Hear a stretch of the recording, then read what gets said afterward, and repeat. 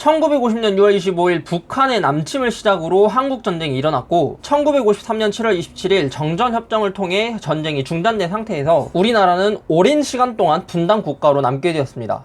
제가 초등학교를 다닐 때 북한과 통일에 대해서 생각해보면 같은 민족이고 반드시 해야 하는 것이라고 배웠는데요. 반면에 2020년 지금 북한과 통일에 대해서 생각해보면 북한에 대한 부정적인 인식과 견해가 많고 통일의 가능성이 아주 희박하게 느껴질 정도로 관심이 없는 것 같습니다. 통일이 되기 위해서는 우리가 북한을 바로 알 필요가 있습니다. 왜냐하면 오해와 불식은 부정적인 감정을 낳고 그 부정적인 감정은 통일의 장애가 될 수 있기 때문입니다. 오늘은 우리가 북한을 어떻게 봐야 할 것인가에 대한 이야기를 해보겠습니다. 먼저 북한을 바로 알기 위해서는 북한에 대한 올바른 정보를 얻어야 하는데 사실 그런 정보를 얻기가 쉽지 않습니다. 그런 점에서 오늘 책 한 권을 소개하려고 하는데 바로 북 바로 알기 백문백답이라고 하는 책입니다. 이 책은 4.27 시대연구원에서 쓰고 사람과 사상에서 2019년에 출판되었습니다.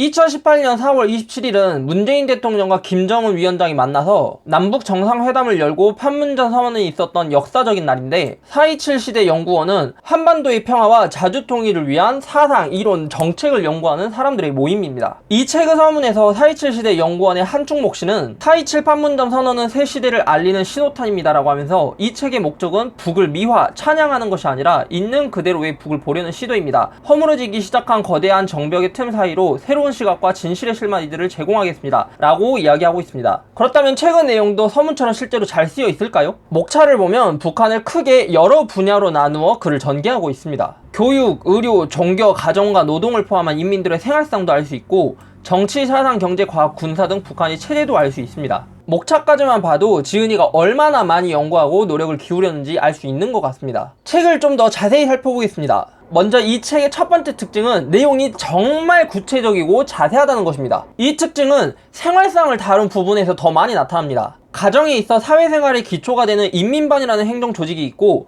교육은 소학교, 초급 중학교, 고급 중학교의 단계를 거치는 의무교육제를 시행하고 있다는 것입니다. 북한에서 선생님이나 교사를 교원이라고 부르고 입법기관을 최고인민회의라고 부르며 국기를 인공기가 아닌 공화국기라고 부른다는 것도 알 수 있습니다. 또 인민들이 이루고자 하는 최고의 지위인 당원이 되기 위해 조선노동당이 되는 절차에 대해서 정말 자세히 나와 있습니다. 두 번째 특징은 북한을 기존과는 다른 관점으로 보고 있다는 것입니다. 특히 이 책은 그동안 우리가 북한을 자본주의 관점으로 보고 있었다고 말합니다. 예를 들어 주택 문제에 대해서 많은 언론사들이 북한의 주택 보급률을 언급하면서 주택금융연구원에 따르면 60, 80%로 추정된다고 말합니다. 하지만 북한에서 주택은 소유 형태에 따라 구분하고 이용권과 소유권을 구분하는 등의 차이점을 이야기하면서 북한이 발표한 공식 통계상 주택 보급률은 100%라고 반박하고 있습니다. 경제에 대하여 우리는 GDP라는 개념을 많이 사용하는데 기본적인 생산물을 무상으로 공급하는 북한의 사회주의 경제에 있어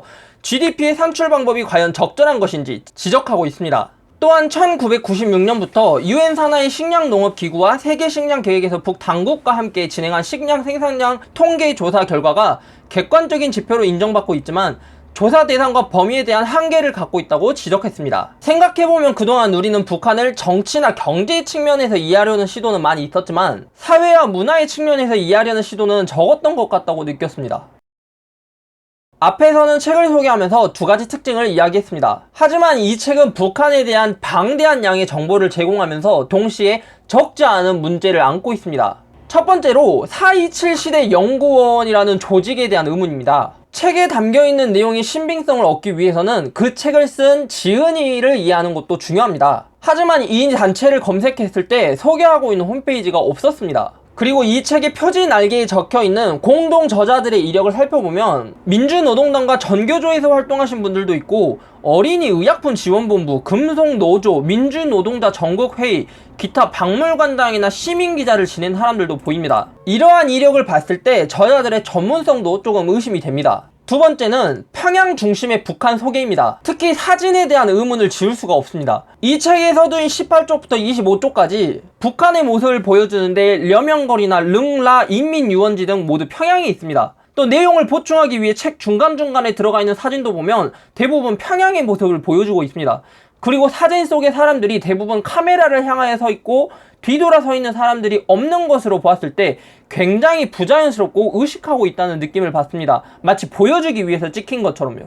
마지막 세 번째는 책에 대한 인상입니다. 북한을 새롭고 열려있는 시각으로 보고 있다는 점은 인정하지만 비판적인 관점에서 본다면 그 표현에서 친북 성향의 느낌이 다분히 느껴집니다. 주체 사상에 대해 속히 김일성 프레임을 벗어나야 합니다라면서 해방 직후부터 지금까지 북녘 이민들의 사회 구조 속에 뿌리 깊이 자리 잡아 영성화된 정서이며 사상 문화라고 서술하고 있습니다. 하지만 이것을 사회학자 푸코의 구조주의적 관점에서 본다면 북한 인민들이 갖고 있는 주체 사상은 피지배층에 대한 지배층이 만들어낸 체계이기 때문에 인민들이 김일성을 비롯한 김씨일과 같은 지배층의 사상에 갇혀있는 구조라고 이해할 수 있습니다. 이러한 생각을 최근 선입견이자 난센스라고 표현했지만 분명히 관점의 차이라고 보는 것이 옳습니다.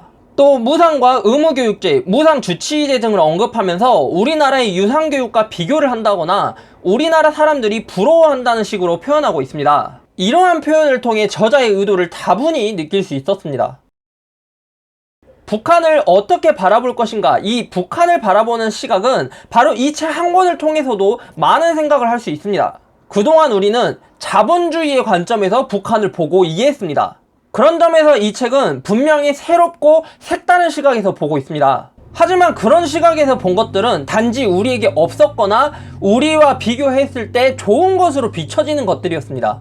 우리가 궁금해하는 것들은 평양이나 라선특별시를 비롯한 잘 먹고 잘 사는 사람들의 삶이 아니라 가난하고 생활이 어렵고 인권을 탄압받는 그런 사람들의 이야기입니다. 사회주의에서는 이 인권이라는 개념을 어떻게 받아들이는지 알 수 없지만 남북한이 통일되기 위해서는 이러한 문제에 있어서도 자유롭고 개방된 논의와 정보 공개가 필요하다고 생각합니다.